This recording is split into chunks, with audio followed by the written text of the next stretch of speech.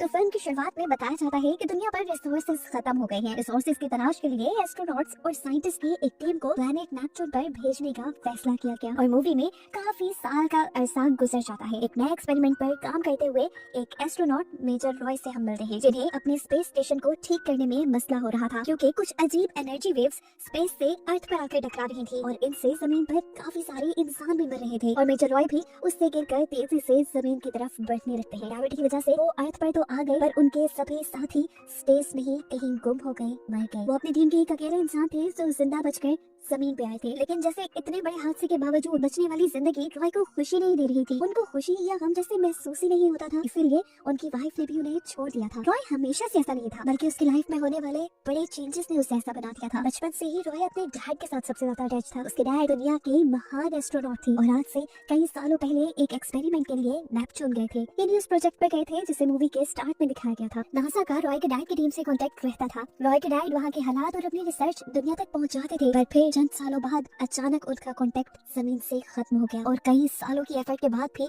जब नासा उनके space station का स्पेस में पता ना चला सकी, तो उन्होंने रॉय के डैड के साथ उनकी पूरी टीम को दुनिया वालों को मरा हुआ बता दिया। जिस दिन के बाद से रॉय की लाइफ और भी ज्यादा फीकी हो गई। रॉय को इस टाइम उसके हेडक्वार्टर बुलाया जाता है और बताया जाता है कि जिन वेव्स की वजह से उसका स्पेस स्टेशन तबाह हुआ था, वो वेव्स नेपच्यून से आ रही थी, बिल्कुल उसी जगह से आ रही थी जहाँ आज से कई साल पहले उसके डैड की टीम को भेजा गया था रिसर्च के लिए। नासा के साइंटिस्ट का मानना था कि वो एनर्जी वेव्स नेपच्यून में मौजूद इनका स्पेस स्टेशन ही जनरेट कर रहा है और ऐसा खुद ब खुद हो जाए ये पॉसिबल नहीं था। साइंटिस्ट की टीम को लग रहा था कि उसके डैड अभी भी जिंदा है और वो नेपच्यून पे कोई ना कोई एक्सपेरिमेंट जरूर कर रही है, जिसकी वजह से ये सब हो रहा है। शायद वहाँ बैठे रॉय के डैड ये बात नहीं जानते कि उनके इस एक्सपेरिमेंट से अर्थ तबाह हो रही है। साइंटिस्ट बताते हैं कि उन्होंने स्पेस स्टेशन में रॉय के डैड से कांटेक्ट करने की बहुत कोशिश की है, लेकिन वहाँ से कोई आंसर नहीं आ रहा। इस सब को रोकने के लिए ये लोग एक मिशन प्लान करते हैं। इस मिशन में रॉय के साथ उसके डैड के फ्रेंड को भी जाना था। सफर उनका शुरू होता है और अर्थ से रॉकेट लॉन्च होकर ये लोग सबसे पहले जाकर चांद पर लैंड करते हैं। मून पर लैंड करने के बाद इन्हें मून पे ही दूसरी तरफ अपने स्पेस कॉम तक जाना था, लेकिन रास्ते में ही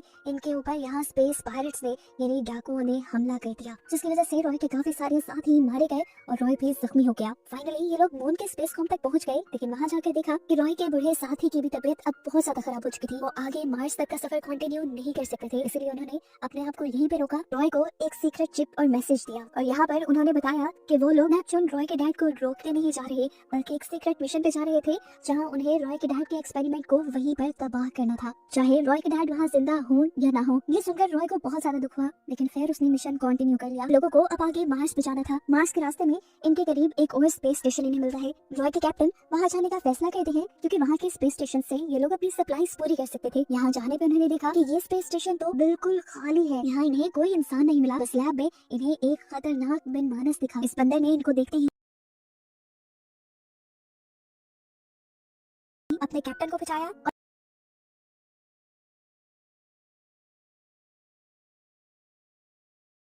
और कैप्टन को लेकर अपनी शिप में वापस आ जाता है।